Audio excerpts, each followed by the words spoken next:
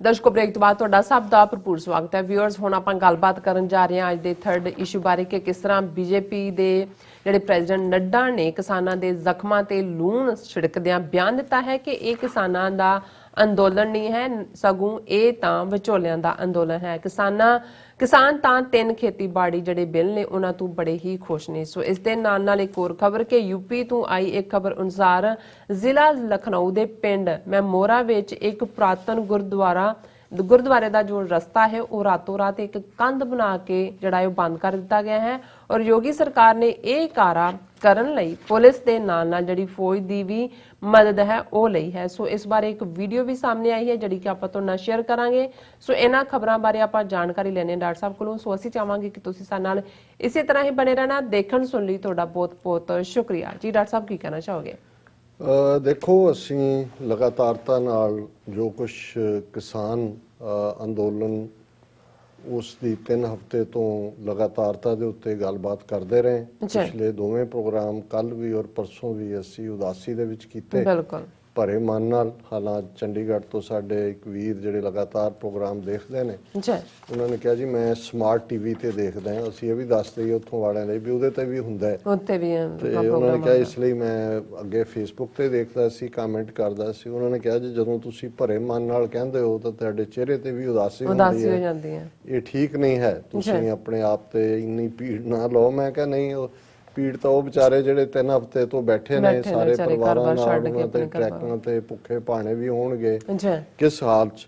ਲੇਕਿਨ ਜਿਵੇਂ ਅਸੀਂ ਇਹਨਾਂ ਦੋਨਾਂ ਪ੍ਰੋਗਰਾਮਾਂ ਦੇ ਵਿੱਚ ਹੀ ਕਿਹਾ ਸੀ ਕਿ ਭਾਈ ਇਹ ਤੇਰਾ ਲੁੱਟਿਆ ਹੀ ਸ਼ਹਿਰ ਪੰਬੌਰ, ਕਿ ਵੀ ਤੁਸੀਂ ਫਿਰ ਬੇਖਬਰੀ ਦੇ ਵਿੱਚ ਇੱਕ ਟਰਸਟ ਕੇ ਜੀ ਅਸੈਂਬਲੀ 'ਚ ਹੋ ਗਏ, ਇਹ ਕੀਤੇ ਗਏ। ਔਰ ਹੁਣ ਸਾਹਮਣੇ ਆ ਰਿਹਾ ਅੱਜ ਜਿਹੜਾ ਸੁਖਬੀਰ ਬਾਦਲ ਜਿਹੜੇ 50 ਸਾਲ ਤੋਂ RSS ਦੇ ਨਾਲ ਬੰਨਿਆ, ਜਿਨ੍ਹਾਂ ਨੂੰ ਜਿਹਦੇ ਪਿਓ ਨੇ, ਉਹ ਕਹਿ ਰਿਹਾ ਜੀ ਸਾਡੀ ਸਰਕਾਰ ਜੇ ਬਣੀ ਤੇ ਅਸੀਂ ਇਹ ਜਿਹੜੇ ਪੰਜਾਬ ਅਸੈਂਬਲੀ ਨੇ ਪਾਸ ਕੀਤੇ ਨੇ ਅਸੀਂ ਰਿਜੈਕਟ ਕਰਾਂਗੇ। ਆਮ ਆਦਮੀ ਪਾਰਟੀ ਵੀ ਉਸੇ ਹੀ ਗੇਮ ਤੇ ਆ ਗਈ ਕਿ ਜੀ ਸਾਨੂੰ ਤਾਂ ਦੱਸਿਆ ਹੀ ਨਹੀਂ ਸੀ, ਬਿੱਲ ਦੀ ਕਾਪੀ ਨਹੀਂ ਦਿੱਤੀ ਗਈ ਔਰ ਇਹ ਉਹ ਹੋ ਗਿਆ।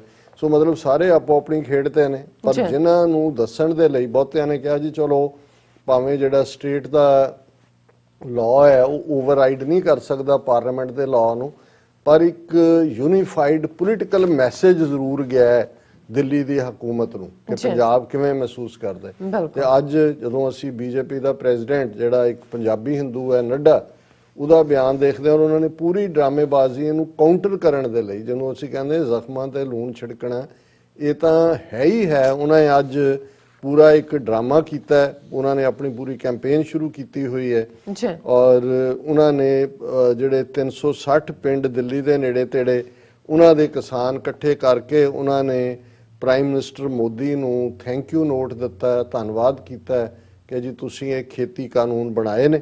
ਔਰ ਨੱਡੇ ਨੇ ਇਹ ਗੱਲ ਕਹੀ ਹੈ ਕਿ ਵੀ ਇਹ ਜਿਹੜਾ ਇਹ ਕਿਸਾਨਾਂ ਦੀ ਮੂਵਮੈਂਟ ਨਹੀਂ ਹੈ, ਇਹ ਤਾਂ ਵਿਚੋਲਿਆਂ ਦੀ ਹੈ ਜਿਨ੍ਹਾਂ ਨੂੰ ਵਿੱਚੋਂ ਫਾਇਦਾ ਨਹੀਂ ਹੈ। ਕਿਸਾਨ ਤਾਂ ਹੈ ਹੀ ਨਹੀਂ ਇਹਨਾਂ ਚੋਂ ਕੋਈ। Nadda says agitation not of farmers but of middleman.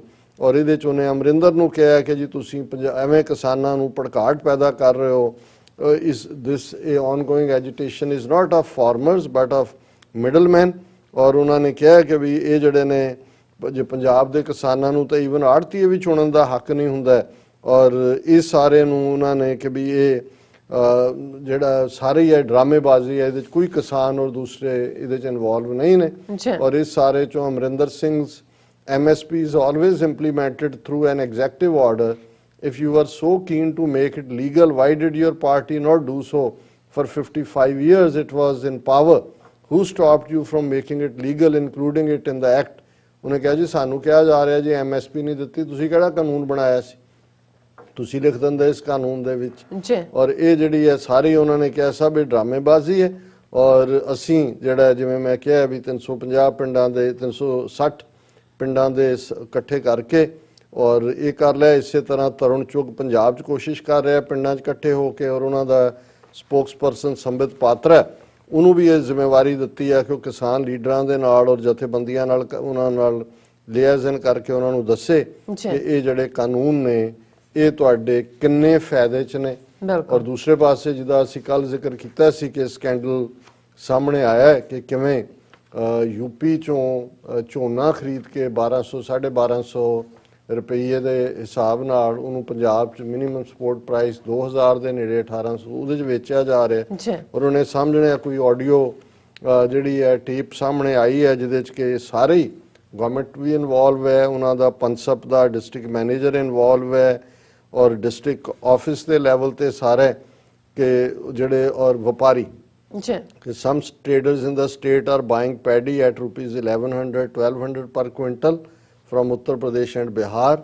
ਫਿਰ ਉਹ ਪੰਜਾਬ 'ਚ ਕੱਲ੍ਹ ਅਸੀਂ ਪ੍ਰੀਤ ਮਾਨ ਜੀ ਦਾ ਲੈਟਰ ਵੀ ਇਸ ਦੇ ਉੱਤੇ ਪੜ੍ਹਿਆ ਸੀ। ਐਗਜ਼ੈਕਟਲੀ ਉਹ ਸਟੋਰੀ ਅੱਜ ਡਿਟੇਲ 'ਚ ਆਈ ਹੈ ਕਿ ਬਈ ਇਹ ਜਿਹੜਾ ਚੈਟ ਹੈ ਇਹਨਾਂ ਦਾ ਆਪਸ 'ਚ ਕਿ ਬਈ ਇਹ ਕਿਵੇਂ ਮਿਲੀ ਭਗਤ ਨਾਲ ਹੋ ਰਿਹਾ ਹੈ। ਉਹਦੇ 'ਚ ਡਿਸਟ੍ਰਿਕਟ ਮੈਨੇਜਰ ਪੰਸਪ ਦਾ ਜਿਹੜਾ ਪਟਿਆਲੇ ਦੇ ਵਿੱਚ ਹੈ ਉਹ ਕਮਿਸ਼ਨ ਏਜੰਟ ਦੇ ਨਾਲ ਜਿਹੜਾ ਡੀਲ ਬਣਾ ਰਿਹਾ ਵੀ ਮੈਨੂੰ ਉਹਦੇ 'ਚੋਂ ਕਿੰਨਾ ਕਮਿਸ਼ਨ ਮਿਲੇਗਾ ਔਰ ਇਸ ਸਾਰੇ 'ਚੋਂ ਜਿਹੜਾ ਜਿਹੜੀ ਇੱਕ ਸੋਰਸ ਸਾਨੂੰ ਪੰਜਾਬ 'ਚ ਦੱਸ ਰਹੇ ਸੀ ਕਿ ਵੀ ਜਿਹੜੇ ਝੋਨੇ ਦੇ ਟਰੱਕ ਕਿਸਾਨਾਂ ਨੇ ਫੜੇ ਸੀ ਜਿਹੜੇ ਯੂਪੀ ਤੋਂ ਆਏ ਔਰ ਇਸ ਤਰ੍ਹਾਂ ਇਲੀਗਲੀ ਪੰਜਾਬ ਦੇ ਵਿੱਚ ਵੀ ਉਹ ਵੀ ਰਿਲੀਜ਼ ਕਰ ਦਿੱਤੇ ਗਏ ਨੇ, ਕਰਵਾ ਲਏ ਗਏ ਨੇ। ਔਰ ਮੈਂ ਉਹਨਾਂ ਨੂੰ ਪੁੱਛਿਆ ਕਿਵੇਂ ਤੇ ਉਹਨਾਂ ਨੇ ਇੱਕੋ ਹੀ ਜਿਹੜਾ ਉਹ ਗੱਲ ਕਹੀ, ਉਹਨਾਂ ਨੇ ਕਿਹਾ ਜੀ ਬਹਿਨ ਬੜੀ ਨਾ ਭਈਆ सबसे बड़ा रुपया कि भी ਜਿਹੜੇ ਅਲਟੀਮੇਟਲੀ ਉੱਥੇ ਵੀ ਨੇ ਉਹ ਵੀ ਖਰੀਦੇ ਗਏ ਨੇ ਔਰ ਉਹਨਾਂ ਦਾ ਇਹ ਕਹਿਣਾ ਵੀ ਇਹ ਜਿਹੜੀ ਹੈ ਕਿਸਾਨ ਐਜੀਟੇਸ਼ਨ ਇਸ ਨੂੰ ਆਲਮੋਸਟ ਸੈਬੋਟਾਜ ਕਰ ਦਿੱਤਾ ਗਿਆ ਹੈ। ਬੇਸ਼ੱਕ ਇਹ ਆ ਰਿਹਾ ਜੀ ਫਲਾਣੀ ਥਾਂ ਧਰਨਾ ਜਾਰੀ ਰਹੇਗਾ। ਉਹਨਾਂ ਨੇ ਕਿਹਾ ਜੀ ਜਿਹੜੀ ਉਸ ਦੀ ਸ਼ੀਨ ਹੈ, ਉਸ ਦੀ ਲਿਸ਼ਕ ਹੈ, ਉਸ ਦੀ ਸੋਲੀਡੈਰਿਟੀ ਹੈ ਉਹ ਉੜ ਗਈ। ਹੁਣ ਜਿਵੇਂ ਸਿਆਸੀ ਪਾਰਟੀਆਂ ਇੱਕ ਦੂਜੇ ਨੂੰ ਅਕਾਲੀ ਵੀ ਕਹਿ ਰਹੇ ਨੇ ਜੀ ਅਮਰਿੰਦਰ ਨੇ ਧੋਖਾ ਦਿੱਤਾ ਹੈ, ਆਮ ਵੀ ਉਹਨੇ ਕਿਹਾ ਜੀ ਆਹੀ ਗੱਲ ਹੁਣ ਕਿਸਾਨ ਜਥੇਬੰਦੀਆਂ ਦੇ ਲੈਵਲ ਤੇ ਵੀ ਸ਼ੁਰੂ ਹੋ ਜਾਏਗੀ। ਕੁਝ ਸ਼ੁਰੂ ਹੋ ਗਈ ਹੈ ਕਿ ਭਾਈ ਇਹ ਕੀ ਕੀਤਾ ਤੁਸੀਂ। ਸੋ ਅਸੀਂ ਇਹ ਦੱਸਦੇ ਹੀ ਹੈ ਕਿ ਜਿਵੇਂ ਬਾਹਰ ਡਾਇਸਪੋਰਾ ਸਿੱਖ ਨਾਲ ਖਲੋਤੇ ਨੇ ਸਾਰੇ ਦੇ, ਕਿਉਂਕਿ ਸਾਨੂੰ ਲੱਗਦਾ ਵੀ ਅਲਟੀਮੇਟਲੀ ਇਹ ਗੱਲ ਸਾਡੀ ਫਰੀडम ਤੱਕ ਹੀ ਜਾਣੀ ਹੈ, ਉਸ ਤੋਂ ਬਿਨਾ ਕੋਈ ਚਾਰਾ ਨਹੀਂ ਹੈ। ਔਰ East cost Sikh coordination committee, Gurdwara Richmond hill, Sikh youth of America ਔਰ ਹੋਰ ਬਹੁਤ ਸਾਰੀਆਂ ਜਥੇਬੰਦੀਆਂ ਨੇ, ਗੁਰਦੁਆਰਾ ਕਮੇਟੀਆਂ ਨੇ ਔਰ ਸਾਡੇ ਵਾਸ਼ਿੰਗਟਨ 'ਚ ਭਾਈ ਨਰਿੰਦਰ ਸਿੰਘ, ਭਾਈ ਬਲਵਿੰਦਰ ਸਿੰਘ ਚੱਠਾ, ਲੋਕਲ ਗੁਰਦੁਆਰਾ ਕਮੇਟੀਆਂ ਔਰ ਐਕਟਿਵਿਸਟ ਨੇ ਸਾਂਝੇ ਤੌਰ ਦੇ ਉੱਤੇ ਪਲਾਨ ਕੀਤਾ 24 ਅਕਤੂਬਰ ਕਮਿੰਗ ਸੈਚਰਡੇ ਯਾਨੀ ਕਿ ਪਰਸੋਂ 10:30 ਵਜੇ ਤੋਂ ਲੈ ਕੇ 2 ਵਜੇ ਤੱਕ ਇੰਡੀਅਨ ਐਮਬੈਸੀ ਦੇ ਬਾਹਰ ਇੱਕ ਜ਼ੋਰਦਾਰ ਪ੍ਰੋਟੈਸਟ ਹੋਏਗਾ ਔਰ ਉਹਨੂੰ 11:30 ਤੋਂ ਬਾਅਦ ਸਾਡੀ ਟੀਮ ਵੀ ਲਾਈਵ ਕਵਰ ਕਰੇਗੀ ਔਰ ਇਹ ਜਿਹੜਾ ਇਹਦੇ 'ਚ ਅਸੀਂ ਪਾਰਟਿਸਿਪੇਸ਼ਨ ਦੇ ਵੀ ਚੱਲ ਰਿਹਾ ਹੈ, ਇਸ ਦੀ ਐਡ ਵੀ ਹੁੰਦੀ ਹੈ ਜਦੋਂ ਬ੍ਰੇਕ ਟਾਈਮ ਹੁੰਦਾ। ਲੇਕਿਨ ਮੈਂ ਇਹਨੂੰ ਜ਼ਰੂਰੀ ਵੀ ਸਮਝਿਆ ਵੀ ਇਹ ਬੜੇ ਐਫਰਟ ਦੇ ਨਾਲ ਇਸ ਜਿਹੜਾ ਪ੍ਰੋਟੈਸਟ ਨੂੰ ਰੱਖਿਆ ਗਿਆ। ਸੈਚਰਡੇ ਦਾ ਦਿਨ ਹੋਏਗਾ, ਸੋ ਅਸੀਂ ਅਪੀਲ ਵੀ ਕਰਾਂਗੇ ਕਿ ਵੱਡੀ ਗਿਣਤੀ ਦੇ ਵਿੱਚ ਸਾਡੇ ਵੀਰ ਭੈਣਾਂ ਇਹਦੇ 'ਚ ਸ਼ਮੂਲੀਅਤ ਕਰਨ। ਔਰ ਗੱਲ ਅਸੀਂ ਪਹਿਲੇ ਸੈਗਮੈਂਟ 'ਚ ਬਾਹਰਲੇ ਮੁਲਕਾਂ 'ਚ ਡਾਇਸਪੋਰਾ ਦੇ ਸਿੱਖਾਂ ਨਾਲ ਕੀ ਵਾਪਰ ਰਿਹਾ, ਕਿਵੇਂ ਏਜੰਸੀਆਂ ਇਹਨਾਂ ਦੀਆਂ ਐਮਬੈਸੀਆਂ ਕੌਂਸੂਲੇਟ ਐਕਟਿਵ ਨੇ। ਪੰਜਾਬ ਦੇ ਹਵਾਲੇ ਨਾਲ ਅਸੀਂ ਦੇਖ ਰਹੇ ਹਾਂ ਕਿ ਰੀੜ ਦੀ ਹੱਡੀ ਇਹਨਾਂ ਨੇ ਤੋੜ ਦਿੱਤੀ ਹੈ ਆਲਮੋਸਟ। ਕਿਵੇਂ ਰਿਪੇਅਰ ਹੋਏਗੀ? ਰੀੜ ਦੀ ਹੱਡੀ ਤਾਂ ਰਿਪੇਅਰ ਨਹੀਂ ਹੁੰਦੀ, ਜੋ ਪੰਜਾਬ ਦੀ ਕਿਰਸਾਨੀ ਦਾ ਹਾਲ ਕੀਤਾ। ਲੇਕਿਨ ਜੇ ਅਸੀਂ ਦੇਖੀਏ ਕਿ ਪੰਜਾਬ ਤੋਂ ਬਾਹਰਲੇ ਸੂਬਿਆਂ 'ਚ ਜਿਹਦੇ 'ਚ ਲਗਭਗ 6 ਮਿਲੀਅਨ ਸਿੱਖ ਰਹਿੰਦੇ ਨੇ, ਹਰਿਆਣੇ ਦੇ ਵਿੱਚ 1.5 ਮਿਲੀਅਨ ਦੇ ਲਗਭਗ ਹੈ, ਰਾਜਸਥਾਨ 'ਚ 1 ਮਿਲੀਅਨ ਹੈ, ਯੂਪੀ 'ਚ 1 ਮਿਲੀਅਨ ਤੋਂ ਜ਼ਿਆਦਾ ਹੈ, ਇਵੇਂ ਸਾਰੀਆਂ ਸਟੇਟਾਂ ਦੇ ਵਿੱਚ ਨੇ। ਹੁਣ ਯੂਪੀ ਦੇ ਵਿੱਚ ਔਰ ਖਾਸ ਤੌਰ ਤੇ ਸਿੱਖ ਕਿਸਾਨ ਵੀ ਮਿਹਨਤ ਨੇ ਉੱਥੇ, ਉਹਨਾਂ ਨੇ ਬੜੀ ਮਿਹਨਤ ਨਾਲ ਜ਼ਮੀਨਾਂ ਆਬਾਦ ਕੀਤੀਆਂ ਔਰ ਜ਼ਾਹਰ ਹੈ ਕਿ ਪੰਜਾਬ ਦਾ ਸਿੱਖ ਕਿਸਾਨ ਹੈ ਔਰ ਸਿੱਖ ਜਿੱਥੇ ਵੀ ਦੁਨੀਆ 'ਚ ਜਾਏ ਉਹ ਸਭ ਤੋਂ ਪਹਿਲਾਂ ਆਪਣਾ ਗੁਰੂ ਦਾ ਘਰ ਬਣਾਉਂਦਾ ਹੈ। ਗੁਰਦੁਆਰਾ ਉਹਦੇ ਲਈ ਜਿਹੜਾ ਹੈ ਉਨਾ ਹੀ ਜ਼ਰੂਰੀ, ਉਸ ਤੋਂ ਵੀ ਜ਼ਿਆਦਾ ਜ਼ਰੂਰੀ ਹੁੰਦਾ ਹੈ। ਆਪਣਾ ਘਰ ਵੀ ਕਈ ਨਹੀਂ ਬਣਾਉਂਦੇ, ਉਹਨਾਂ ਦਾ ਹੁੰਦਾ ਵੀ ਪਹਿਲੇ ਅਸੀਂ ਗੁਰਦੁਆਰਾ ਬਣਾਈਏ। ਸੋ ਇਸੇ ਤਰ੍ਹਾਂ ਯੂਪੀ 'ਚ ਜਿੱਥੇ ਜਿੱਥੇ ਨੇ ਇੱਕ ਤਾਂ ਇਤਿਹਾਸਕ ਗੁਰਦੁਆਰੇ ਨੇ, ਪਰ ਜਿੱਥੇ ਖੇਤਾਂ ਦੇ ਵਿੱਚ ਵੀ ਜਿਵੇਂ ਜਿੱਥੇ ਫੈਮਲੀਜ਼ ਇਕੱਠੀਆਂ ਨੇ 20-25 ਟੱਬਰ ਵੀ ਹੋਣਗੇ ਤੇ ਉਹ ਆਪਣਾ ਗੁਰਦੁਆਰਾ ਬਣਾਉਂਦੇ ਨੇ।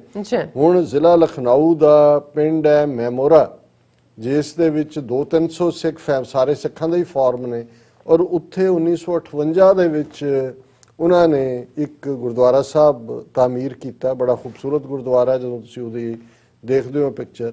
ਔਰ ਹੁਣ ਜਿਹੜੀ ਹੈ ਯੂਪੀ ਸਰਕਾਰ ਨੇ ਲੋਕਲ ਪੁਲਿਸ ਦੀ ਮਦਦ ਨਾਲ ਔਰ ਫੌਜ ਸੱਦ ਕੇ ਰਾਤੋਂ ਰਾਤ ਉੱਥੇ ਵੱਡੇ ਵੱਡੇ ਟੋਏ ਕਢਾ ਕੇ ਵੱਡੇ ਪਿੱਲਰ ਲਾ ਦਿੱਤੇ, ਕੰਧ ਕੱਢ ਦਿੱਤੀ ਹੈ ਜਿਹੜੀ ਇੱਕੋ ਇੱਕ ਗੁਰਦੁਆਰੇ ਦੀ ਐਂਟਰੈਂਸ ਹੈ ਉਹਨੂੰ ਬਲੌਕ ਕਰ ਦਿੱਤਾ। ਕੋਈ ਰਸਤਾ ਨਹੀਂ ਹੈ ਗੁਰਦੁਆਰੇ ਤੱਕ ਜਾਣ ਦਾ। ਹੁਣ ਉਹਨਾਂ ਨੇ ਆਵਾਜ਼ ਦਿੱਤੀ, ਲੋਕਲ ਸਿੱਖ ਬੈਠੇ ਨੇ, ਅਸੀਂ ਉਹ ਸਮਾਲ ਵੀਡੀਓ, ਔਰ ਚੰਗੀ ਗੱਲ ਇਹ ਹੈ ਕਿ ਮੈਨੂੰ ਲੱਗਦਾ ਹੈ ਕਿਉਂਕਿ ਬੈਕਗ੍ਰਾਉਂਡ 'ਚ ਆਵਾਜ਼ ਜਿਨ੍ਹਾਂ ਨੇ ਉਹ ਵੀਡੀਓ ਅਪਲੋਡ ਕੀਤੀ ਕੋਈ ਹਿੰਦੂ ਸੱਜਣ ਨੇ, ਔਰ ਉਹਨਾਂ ਨੇ ਕਿਹਾ ਵੀ ਇਹ ਇਕੱਲਾ ਗੁਰਦੁਆਰਾ ਜਿਹੜਾ ਹੈ ਉਹ ਗੁਰੂ ਨਾਨਕ ਸਾਰਿਆਂ ਦੇ ਸਾਂਝੇ ਨੇ, ਔਰ ਇਹ ਧੱਕਾ ਹੋ ਰਿਹਾ ਹੈ ਫੌਜ ਲਾ ਕੇ।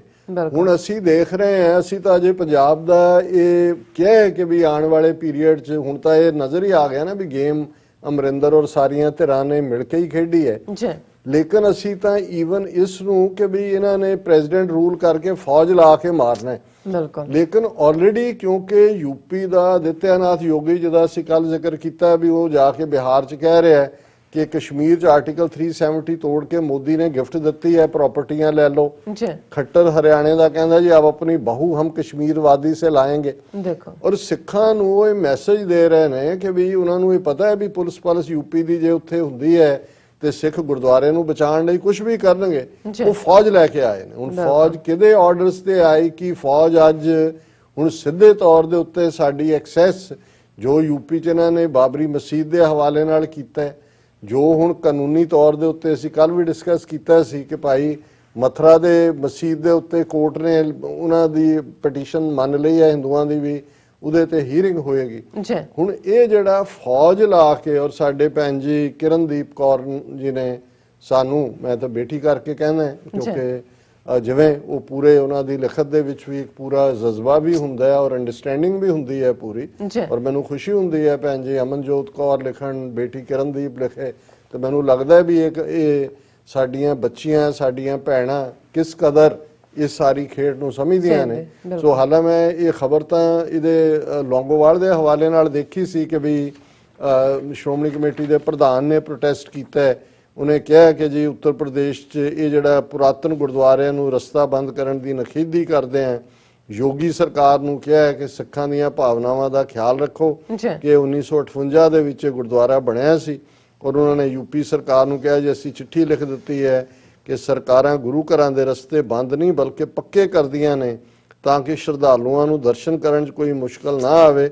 ਉਹਨਾਂ ਕਿਹਾ ਕਿ ਜੀ ਸਿੱਖਾਂ ਦੀਆਂ ਵੋਟਾਂ ਲੈ ਕੇ ਸੱਤਾ 'ਚ ਆਈਆਂ ਸਰਕਾਰਾਂ ਹੁਣ ਸਾਡੇ ਆਪਣੇ ਧਰਮ ਸਥਾਨਾਂ ਨੂੰ ਜਾਣ ਦੇ ਰਸਤੇ ਬੰਦ ਕਰ ਰਹੀਆਂ ਨੇ, ਔਰ ਉਹਨਾਂ ਨੇ ਇਹ ਜਸਟ ਡਰਾਮੇਬਾਜ਼ੀ ਕਿ ਭਾਈ 50 ਸਾਲ ਤੁਸੀਂ ਜਿਸ ਬੀਜੇਪੀ ਦੇ ਨਾਲ ਰਹੇ ਉਹਦਾ ਚੀਫ ਮਿਨਿਸਟਰ ਹੈ। ਸੋ ਮੈਂ ਇਹ ਦੱਸਣਾ ਚਾਹੁੰਦਾ ਕਿ ਇਹ ਇੱਕ ਅਜੇ ਟ੍ਰੇਲਰ ਦਿਖਾਏ ਜਾ ਰਹੇ ਨੇ ਕਿ ਜੇ ਉਸ ਤੋਂ ਪਹਿਲਾਂ ਅਸੀਂ ਦੇਖਿਆ ਕਿ ਇਸੇ ਮੱਧ ਪ੍ਰਦੇਸ਼ ਦੇ ਵਿੱਚ ਕਮਲਨਾਥ ਦੀ ਸਰਕਾਰ ਵੇਲੇ ਕਿਵੇਂ ਸਿੱਖਾਂ ਨੂੰ ਜ਼ਮੀਨਾਂ ਤੋਂ ਮਹਿਰੂਮ ਕਰਨ ਦੇ ਲਈ ਕੀ ਕੀਤਾ ਕਿ ਜੀ ਇਹ ਫੋਰੈਸਟ ਏਰੀਆ ਹੈ, ਔਰ ਉੱਥੇ ਜਾ ਕੇ ਉਹਨਾਂ ਨੇ ਉਹਨਾਂ ਦੇ ਘਰ ਢਾਣੇ ਸ਼ੁਰੂ ਕਰਤੇ ਬੁਲਡੋਜ਼ ਕਰਕੇ।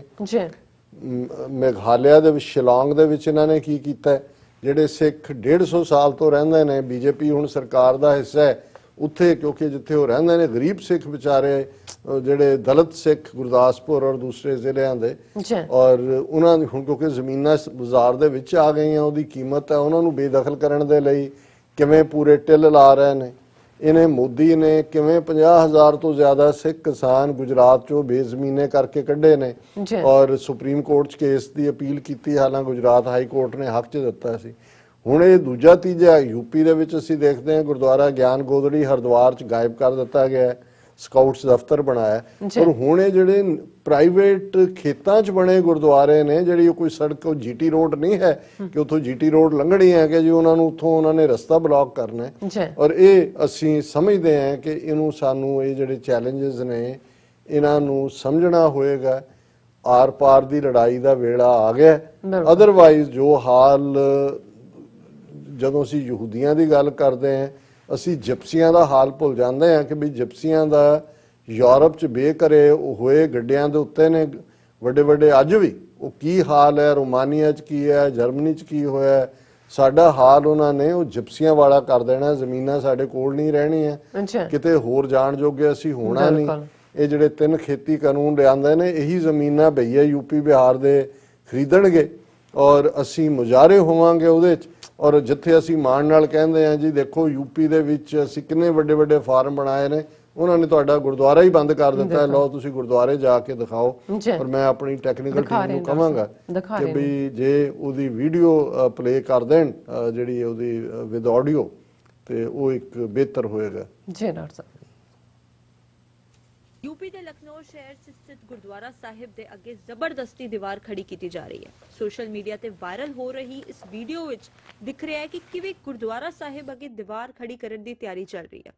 ऐना ही नहीं, पूरी फोर्स बुला के बड़ी ही तेजी नाल एक काम चल रहा है। वीडियो बनाओ मैडम,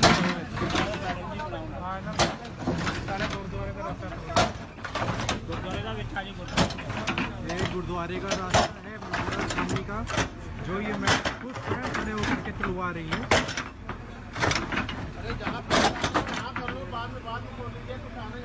इनसे बस इतना बोला जा रहा है कि टाइम दे दीजिए, हम कुछ ना कुछ पेपर लेकर आएंगे, लेकिन ये मैडम नहीं मान रही है।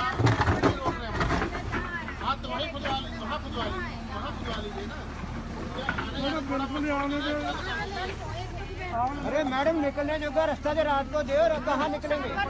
रात को कहाँ निकलेंगे? आप लोग साल भर सोइए अंदर। तो सब आसपास जो है फार्म बने हुए हैं, सब सिखों के ही फार्म है।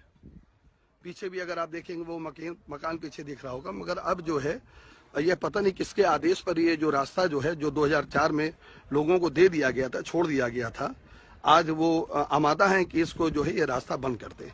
अब आप खुद सोचिए, इस गुरुद्वारे को जो 58 का बना हुआ गुरुद्वारा है, इस पे आने जाने का रास्ता पूरी तरह से बंद हो चुका है। मैं निवेदन करूंगा जो भी मेरी वीडियो को इसको देख रहे हैं, ज्यादा से ज्यादा सिख यहाँ पे पहुंचे। अभी तो करीबन 150 की तादाद पे लोग यहाँ पे आ गए हैं। आप भी लोग जो इस वीडियो को देख रहे हैं, कृपया करके यहाँ पहुंचे। मेमोरा में ये गुरुद्वारा है, बहुत मशहूर गुरुद्वारा है, काफी पुराना गुरुद्वारा है, सिखों की बहुत आस्था इसके अंदर है, और हर धर्म के लिए ये गुरुद्वारा है। गुरु नानक जो थे वो एक खाली सिख कौम के नहीं थे, वो तो हर लोग उनको मानते थे, हर धर्म के मानने वाले उनको मानते थे। तो सर्व धर्म का ये गुरुद्वारा है, और इस तरह से ये रास्ता खोद के इनका ये रास्ता बंद कर दिया गया। अगर ये मीडिया बंधु कोई मेरी ये वीडियो देख रहे हो तो कृपया करके इसको अपने चैनल पे भी चलाएं, और अगर कोई कवरेज के लिए आना चाहे तो ये मेमोरा गांव में आ जाए। ये सब प्रबुद्ध लोग जो हैं लखनऊ के, ये सब यहाँ पे बैठे हुए हैं, सुबह से ही बैठे हुए हैं। कल पूरी फोर्स और आर्मी लगा के इसको इस तरह कराया गया। जिस देश की आर्मी होती है वो हमारी सुरक्षा के लिए होती है, और उसको यहाँ पे लगा के, पुलिस को लगा के, जो हमारी सुरक्षा में होना चाहिए उनको लगा के जबरियन ये रास्ता तोड़ा गया है। मैं निवेदन करूंगा जो भी इस वीडियो को देख रहे हो, कृपया करके आप लोग भी पहुंचे, नंबर भी है उसका हमारे पास, मैं क्या बोलूं, और इस अन्याय के खिलाफ खड़े हों। मैं सभी से निवेदन करूंगा कि आप लोग यहाँ पे पहुंचे। हम लोगों ने अब बताइए कैसी सरकार चुनी है। अब देखिए रातों रात ये देखिए ये पिलर खड़े कर दिए गए, ये देख रहे हैं, रातों रात जबरियन ये पिलर खड़े करके। अब ये दीवार जो है, इस पिलर के हिसाब से आप समझ सकते हैं कि वो पीछे की दीवार अगर आपको दिख रही हो तो इस तरह से ये दीवार पूरी है। ये मेन गेट का ही पूरा गुरुद्वारा, वो व्हाइट कलर से लेके ये पूरे गुरुद्वारे का ही रास्ता, और अब देखिए पूरी तरह से जो है अब इसको बंद करने में आमादा है, और मेन गेट यही है, और कोई आने जाने का रास्ता इधर को नहीं है। इनका ये कहना है कि आप देखिए कहाँ से आप रास्ता लेंगे। अब चूंकि ये अगर मेन गेट यहाँ पे लग जाएगा तो आप समझ सकते हैं कि गुरुद्वारे में कैसे आएंगे जाएंगे, गुरुद्वारे में सेवा कैसे हो पाएगी। यूपी ਦੇ ਵੈਲਕਮ ਬੈਕ। ਸੋ ਇਸ ਵੀਡੀਓ ਨੂੰ ਤੁਸੀਂ ਦੇਖ ਲਿਆ ਹੋਵੇਗਾ, ਕਿੰਨੇ ਦਿਲ ਨੂੰ ਵਲੂੰਦਣ ਵਾਲੀ ਜਿਹੜੀ ਇਹ ਵੀਡੀਓ ਹੈ, ਇਹ ਖਬਰ ਹੈ। ਅਸੀਂ ਇਹਦੀ ਨਿਖੇਧੀ ਕਰਦੇ ਹਾਂ। ਸੋ ਇੱਥੇ ਲੈਣੇ ਬ੍ਰੇਕ। ਵਿਊਅਰਸ ਤੁਸੀਂ ਇਸੇ ਤਰ੍ਹਾਂ ਹੀ ਬਨੇ ਰਹਿਣਾ, ਦੇਖਣ ਸੁਣੀ। ਤੁਹਾਡਾ ਬਹੁਤ ਬਹੁਤ ਸ਼ੁਕਰੀਆ। ਮਿਲਦੇ ਹਾਂ ਬ੍ਰੇਕ ਤੋਂ ਬਾਅਦ।